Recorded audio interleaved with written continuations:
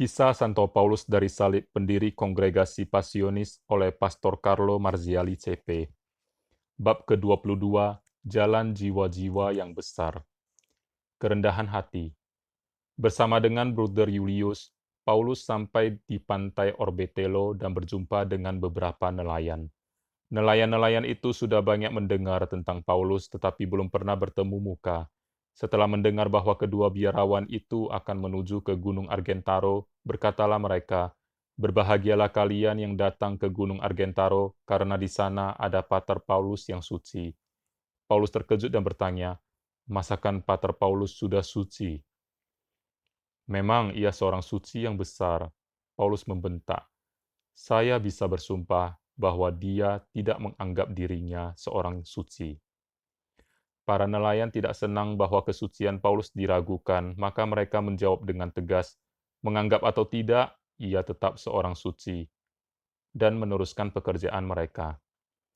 Memang Paulus sama sekali tidak menganggap diri suci, malahan kebalikannya.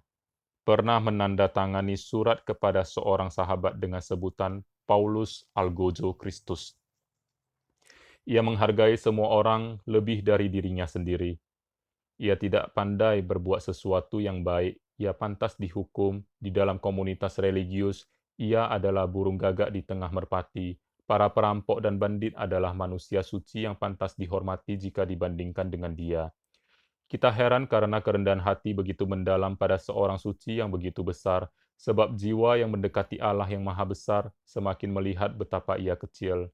Ia yang menenggelamkan diri di dalam lautan cahaya akan sangat memperhatikan ketidaksempurnaan dirinya dan selalu merasa tidak pantas menerima kurnia-kurnia Tuhan.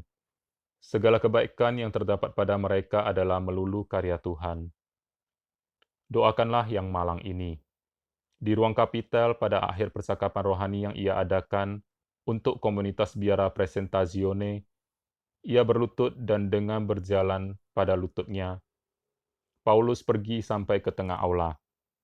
Sambil menepuk dada, ia menangis tersedu-sedu dan berkata, "Berdoalah untuk orang yang malang ini, berdoalah untuk jiwa saya yang miskin ini. Kongregasi ini tidak maju karena kesalahan saya, karena saya adalah wadah segala kejahatan. Dari saya tidak lain yang timbul selain kekotoran, kejelekan, dan bau busuk. Ah, kasihan kongregasi sengsara ini, kalau bukan karena kekurangan saya, sekarang sudah maju." Hal itu dikatakannya dengan kesungguhan disertai semangat yang membuat kami yang hadir di situ terharu dan menangis. Hal ini terjadi setiap kali ia memberikan percakapan rohani kepada kami. Selalu ia minta doa dari orang yang dibimbingnya, karena ia merasakan adanya suatu makhluk yang selalu merusak karya Tuhan dengan keluhan. O Paulus yang malang, banyak tahun, banyak sakramen, banyak kurnia, banyak rahmat, banyak misa, banyak misi, banyak pengakuan dosa, banyak sakramen yang dibagikan. Bagaimana nanti dengan pengadilan Allah? Oh, saya tidak mau putus asa. Tuhan baik hati dengan orang yang berharap kepadanya. Saya percaya akan jasa sengsara dan wafat Yesus.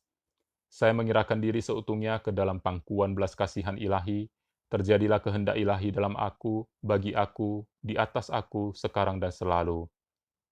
Putriku, katanya kepada Rosa Calabresi, doakanlah saya pada Allah sebab saya penuh dosa sampai ke mata, saya tidak pantas selain diinjak.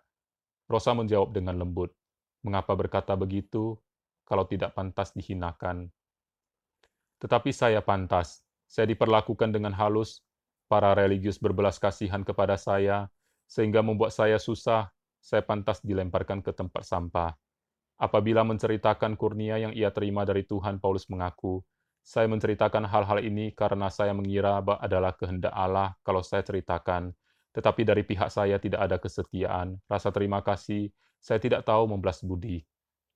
Begitulah pengakuannya, sedangkan kita yakin bahwa ia boleh dan dapat berkata seperti Rasul Paulus, "Kasih karunia yang dianugerahkannya kepadaku tidak sia-sia." Senang bila direndahkan. Paulus sungguh yakin bahwa ia tidak baik dan pantas dihinakan, maka bila ia mendapatkan orang yang bersikap kasar terhadapnya, ia tidak merasa jengkel, bahkan senang. Pada suatu hari bersama seorang rekan, Paulus lewat dekat ladang di mana ada beberapa wanita yang membersihkan gandum. Melihat kedua biarawan yang tidak bersepatu, tidak bertopi, dengan jubah hitam, ikat pinggang dari kulit besar dan tebal, tercenganglah mereka lalu berkata satu sama lain, "Mari kita lari, karena datang dua setan." Paulus menceritakan peristiwa yang menggelikan itu dengan komentar, "Mereka benar-benar mengenal saya." Adiknya, Yohanes Baptista, seringkali mengambil kesempatan untuk mencobai kesabaran abangnya. Di Vetrala, mereka menempati kamar yang berdekatan. Pagi-pagi buta, Yohanes bangun untuk berdoa, tetapi untuk keluar dari kamarnya, harus melewati kamar Paulus. Ia masuk dengan kasar, membuka jendela dan berkata dengan nada ironis, "Oh, pendiri yang malas, tidurlah, tidurlah, akan datang kematian dan menemukan kamu sedang tidur." Paulus yang biasanya kurang tidur karena gangguan setan segera bangun dengan senang, karena dapat mempersembahkan korban itu kepada Tuhan sebagai pembukaan hari baru. Dunia keliru. Sesudah melewati masa tantangan yang hebat, nama Paulus semakin lama semakin terkenal dan dihormati orang. Di mana saja ia lewat, orang datang untuk menghormatinya, senang kalau dapat berebut sesuatu yang akan disimpan sebagai relikwi. Orang dewasa, terutama para ibu, mohon berkat dan doa. Anak-anak mengerumuni jalan sambil bernyanyi. Sudah datang Pater Paulus ora pro nobis. Ia merasa malu dan berusaha mencari tempat untuk menyembunyikan diri. Di Cecano, seluruh kota datang untuk menjemputnya. Orang kaya, orang miskin, merasakan kehormatan besar jika dapat mendekatinya. Mereka mohon agar dia memberkati ladang-ladang mereka. Yang lebih berinisiatif, memotong-motong mantolnya untuk disimpan sebagai kenangan. Paulus mengeluh, "Orang yang baik ini memotong mantol saya untuk membuat kaos bagi ayam. Ya Allah, betapa mereka tidak mengerti." Pemikiran Tuhan berbeda dari pemikiran manusia. Oh, seandainya mereka mengenal saya, tentu mereka akan lari menjauhi saya seperti menghindari sampar. Allah mau mempermalukan saya, jadilah kehendaknya. Ajaran Paulus tentang kerendahan hati. Ia tidak senang dengan kehormatan karena mengenal sedalam-dalamnya nilai kerendahan hati. Kita kutip beberapa kata mutiaranya. Kerendahan hati yang benar adalah batu sendi bangunan rohani. Hati yang rendah adalah kegembiraan Allah. Jiwa yang merendahkan diri sampai di tubir neraka, menggentarkan setan. Bertingkah laku seperti orang suci dan menganggap diri seperti jahat, tak sempurna dan pendosa, adalah tanda bahwa kerendahan hati mulai menduduki hati kita. Hendaklah tinggal dalam ketiadaan diri, dan kamu akan menerima segala yang baik dari Allah.